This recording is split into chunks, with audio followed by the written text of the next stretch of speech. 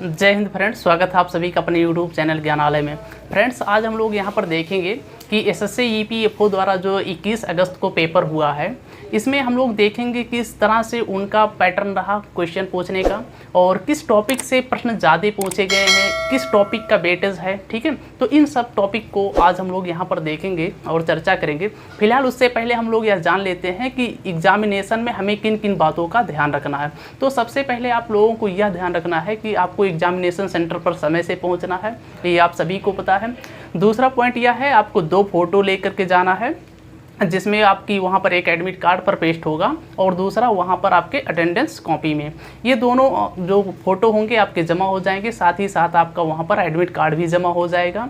तो आप लोग सावधानी पूर्वक जो भी डॉक्यूमेंट लेकर के जाइएगा, आप अपना एक ओरिजिनल आईडी प्रूफ जिसमें आपकी फ़ोटो भी लगी हो उसके साथ जाइएगा और समय से जाइएगा, क्योंकि जो ईपीएफओ यानी कि जो एग्ज़ाम कंडक्ट करा रहा है, एनटीए एग्ज़ाम कंडक्ट करा रहा है, तो इसका सर्वर जो है काफ़ी सही नहीं चल रहा था। आज की अगर हम बात करें तो आज लगभग 2 घंटे के बाद वहाँ पर वेरिफिकेशन तो हो गया था, बट 2 घंटे बच्चों को बाहर वैसे वेट करना पड़ा। फिलहाल ये सब तो होता रहता है, वो नेट इशू है, बड़े बड़े शहरों में छोटी छोटी गलतियाँ होती रहती हैं, वही वाली मैटर है। बट लेकिन हम इन गलतियों को नज़रअंदाज भी नहीं कर सकते हैं। तो फिलहाल हम लोगों को समय से एग्जामिनेशन सेंटर पर पहुंचना है, हमारे पास 2 फोटो होने चाहिए और एडमिट कार्ड होना चाहिए। ओके, ये आपको लेकर के जाना और समय से पहुंचना। तो फिलहाल अब हम लोग आते हैं अपने टॉपिक पर, बात करते हैं कि किस टॉपिक से प्रश्न पूछे गए हैं, या जो ये ध्यान रखना कि हम लोग जो यहाँ पर बात कर रहे हैं, ये जो 21 अगस्त को पेपर हुआ है फर्स्ट शिफ्ट में, उसके आधार पर हम लोग यहाँ पर बात कर रहे हैं। और यह भी देखने की कोशिश करेंगे कि किस तरह से मान लीजिए जो भी 22 को और 23 को एग्जामिनेशन होना है, उसमें किस तरह से पैटर्न पूछे जाते हैं। ज़्यादा तो कुछ चेंज नहीं होगा, बस 9-10 का अंतर होगा। तो फिलहाल अगर आप लोग इसको देख लोगे एक बार, तो उसमें ज़रूर आप लोगों को बेनिफिट होगा। तो चलिए हम लोग समझते हैं पहले कि कहाँ से आज टॉपिक में प्रश्न पूछे गए हैं और किन किन टॉपिक से प्रश्न आए हुए हैं। तो फिलहाल अगर हम लोग बात करते हैं तो पहला जो सेक्शन था, एक चीज़ और यहाँ पर आपको ध्यान देने योग्य बात है कि जो आपका एग्जामिनेशन टाइमिंग है, ठीक है, वो आप सभी को पता है कितना है।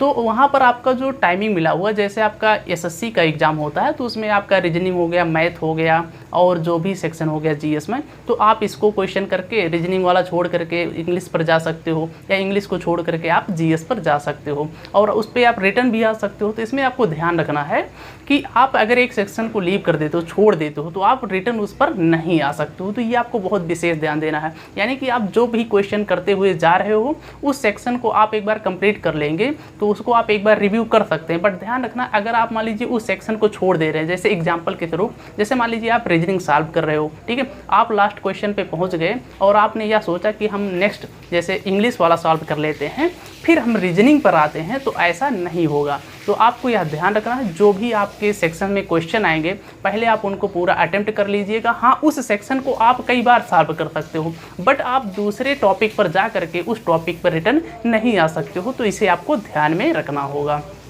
क्योंकि आपको सिलेबस तो पता ही होगा क्या है, रीजनिंग है, इंग्लिश है, जीएस है और कंप्यूटर मैथ है, यही है। तो फिलहाल हम लोग बात करते हैं कि आज कहाँ से प्रश्न पूछे गए हैं या कहाँ से प्रश्न पूछे जाने की पॉसिबिलिटी है, उस पर हम लोग चर्चा करते हैं। तो सबसे पहले हम लोग का जो आया था रीजनिंग था, उसके बाद में जीएस था, मैथ था, इंग्लिश था और कंप्यूटर था।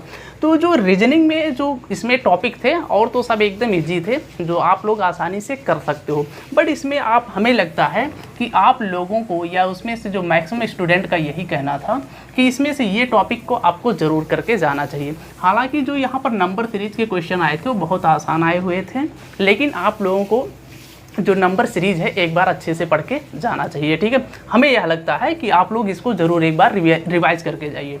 दूसरा पॉइंट है आपको यहाँ पर पजल बहुत ना तो हार्ड आ रहा है ना तो बहुत इजी आ रहा है, यानी कि आप इसको मॉडरेट कह सकते हो।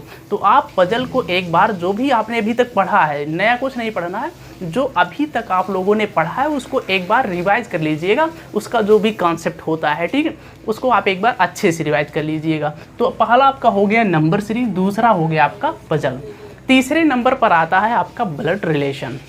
क्या है, तीसरे नंबर पर है ब्लड रिलेशन। ब्लड रिलेशन में जैसे ये जो है, मानकर चलिए बहुत अच्छा प्रश्न बना रहे हैं, इसमें अच्छा प्रश्न भी आप बोल सकते हो और मतलब इसमें आप इजी भी बोल सकते हो और हार्ड भी। तो इसको आप अच्छे से एक बार सॉल्व करके जाइएगा। इनका लैंग्वेज बेस्ड क्वेश्चन है, ठीक है, तो इसको आप लोग एक बार अच्छे से रिवीजन करके जाइएगा। दूसरा पॉइंट है आपका यहाँ पर डायरेक्शन का है। तो डायरेक्शन जो आप पहले समझते थे, डायरेक्ट वो कहते थे कि पहले वह पूरब गया पश्चिम गया, ऐसा नहीं कह रहा। उनका जो पूछने का मेथड है वो थोड़ा सा घुमावदार है, ठीक है। इनके क्वेश्चन का लैंग्वेज जो है वो बहुत इंपॉर्टेंट है। तो आप लोग इसके लैंग्वेज को एक बार अच्छे से पढ़ के जाइएगा और इसको समझ कर जाइएगा। तो हमें लगता है अगर आप लोग इन सभी टॉपिक को अगर रीजनिंग में एक बार देख करके जाते हैं तो आपको ज़रूर भी इसमें बेनिफिट मिलेगा। दूसरा चीज़ और है, इसमें जो स्टेटमेंट और कंक्लूजन के आते हैं उनमें जो कुछ बेसिक से होते हैं, उनमें कॉन्सेप्ट जो होते हैं उसको आप लोग एक बार रिवीजन कर लीजिएगा। तीसरा पॉइंट ये है, और जो इसमें सिंबल्स वाले क्वेश्चंस आते हैं, ठीक है, जो नॉन वर्बल के क्वेश्चंस होते हैं उनको एक बार आप लोग अच्छे से, जो सिंबल्स वाले होते हैं कि इसका नेक्स्ट क्या होगा फिगर, ठीक है, एक फिगर दिया जाता है और वहाँ पर पूछा जाता है इसका नेक्स्ट फिगर क्या होगा, उसको आप लोग एक बार अच्छे से रिवाइज कर लीजिएगा। क्योंकि ये ऐसे टॉपिक्स हैं जो आप लोग बहुत ही कम समय में और उसमें अच्छा परफॉर्मेंस कर सकते हो। तो ये हो गया रीजनिंग का ओवरऑल इसमें कैसा था। तो हमें लगता है आप लोगों को ये टॉपिक ज़रूर करके जाना चाहिए। अब अगर हम लोग बात करते हैं जीएस की, तो जीएस में अभी तक आप लोगों ने जो पढ़ा है वो अपने आप में एकदम समझिए कंप्लीट है। इसमें आप नया पढ़ भी नहीं सकते हो क्योंकि 2 दिन बचे हुए हैं एग्जाम के लिए। तो इसमें आपको करना क्या, आपने जो भी पढ़ा बस उसी को एक बार आप रिवाइज कर लीजिए अगर समय हो तो, नहीं तो बस वो बहुत है, ठीक है। हालांकि जो क्वेश्चन पूछे गए हैं, ज्योग्राफी के जो क्वेश्चन पूछे गए हैं वो थ्योरी बेस्ड पूछे गए हैं। तो ऐसा आपको जीएस में कुछ नया नहीं पढ़ना है, जो भी आपने पढ़ा है वो आपके लिए कंप्लीट है, बस इतना ध्यान रखना। थर्ड, अगर हम लोग बात करते हैं मैथ की, तो मैथ ओवरऑल एकदम ईजी था। इजी आप बोल सकते हो या नॉर्मल बोल सकते हो। जो 21 अगस्त यानी कि फर्स्ट शिफ्ट की जो पेपर थी उसके अकॉर्डिंग हम बात कर रहे हैं। तो इसमें जो मैथ था ओवरऑल एकदम नॉर्मल था, ठीक है। इसमें कोई भी बच्चा आराम से पूरा मतलब 30 में 30 पूरा क्वेश्चन अटेम्प्ट कर सकता था। इसके बाद अगर हम लोग बात करते हैं इंग्लिश में, तो इंग्लिश में ये एकदम मतलब आप कह सकते हो मॉडरेट क्वेश्चन था। इसका जो कॉम्प्रीहेंशन था वो थोड़ा सा जटिल था। जटिल इसलिए था, क्वेश्चन बहुत आसान था, कॉम्प्रीहेंशन आसान था, ठीक है। बट उसमें हुआ क्या था कि जो आपका क्वेश्चन था, जैसे ये 2 पार्ट में डिवाइड हुआ था, एक तरफ आपका कॉम्प्रीहेंशन था और दूसरे साइड में आपका था क्वेश्चन, ठीक है। तो इसमें इसलिए यह जटिल हो गया क्योंकि क्वेश्चन को भी आपको ऊपर नीचे करना पड़ रहा था और इसको स्क्रॉल लेफ्ट और राइट भी करना पड़ रहा था। सेम वही प्रोसेस आपको इसमें भी करना पड़ रहा था। तो इसलिए ये इजी था, बट इसको थोड़ा सा टाइम टेकन इसलिए लगा क्योंकि ये जो था आपका स्क्रॉलिंग के लिए, ठीक है। तो अगर आप लोग हो सके तो प्रैक्टिस 1-2 बार कर लीजिएगा, तो वहाँ पर आपको थोड़ी सी सहायता मिल जाएगी, ठीक है। बाकी और सब की बात करें तो सब नॉर्मल थे। इसमें से जो मैक्सिमम क्वेश्चन पूछे गए हैं, एक्टिव वॉइस, पैसिव वॉइस और डायरेक्ट और इनडायरेक्ट, आप लोग एक बार पूरा एकदम कंप्लीट पढ़ के जाइएगा, ठीक है। इंग्लिश में जो आपको पढ़ के जाना है कॉम्प्रीहेंशन और डायरेक्ट, इनडायरेक्ट और एक्टिव और पैसिव, यही अगर आप इतना टॉपिक पढ़ के जाते हैं तो आप वहाँ पर अच्छा करके ही आएंगे, ठीक है। अगर नेक्स्ट हम लोग बात करते हैं कंप्यूटर की, तो कंप्यूटर से टोटल 10 क्वेश्चन पूछे जा रहे हैं। तो इसमें आपको अच्छे से अभी तक आप लोगों ने जो भी पढ़ा है तो उसको एक बार आप रिवाइज कर लीजिएगा, क्योंकि कंप्यूटर का इसमें एक इम्पॉर्टेंट रोल है। तो आप लोग कंप्यूटर में बहुत अच्छे से कमांड बनाइए, मतलब अच्छे से कमांड मतलब अभी तक आपने जो भी पढ़ा है बस उसको एक बार रिवाइज कर लीजिएगा। जो भी पढ़ा है वो एकदम कंप्लीट होना चाहिए। इसमें से अगर हम बात करते हैं तो जैसे मेमोरी हो गया, MS वर्ड हो गया, और जो बाइनरी नंबर्स पर होते हैं जैसे एक्टा बेस होता है, हेक्सा और बाइनरी, तो इनको एक बार आप लोग देख के ज़रूर जाइए। तो ये था ओवरऑल आज 21 अगस्त का फर्स्ट शिफ्ट का। यहाँ से किस टॉपिक से प्रश्न पूछे गए, कौन सा टॉपिक चैलेंजिंग लगा, हमें ऐसे ही टॉपिक्स कुछ चैलेंजिंग लगे हुए थे। और इन सब चीज़ों को अगर आप लोग ध्यान रखते हैं तो आपको ज़रूर ही उस एग्ज़ाम में, यानी कि आपको 22 तारीख को और 23 तारीख में आपको ज़रूर सहायता मिलेगी। तो हमें लगता है कि आप लोगों को ये टॉपिक ज़रूर एक बार देख लेना चाहिए। बाकी आप लोगों को वीडियो कैसा लगा आप लोग कमेंट के माध्यम से ज़रूर बताएं। आपके आगामी परीक्षा के लिए बेस्ट ऑफ लक। जय हिंद, जय भारत।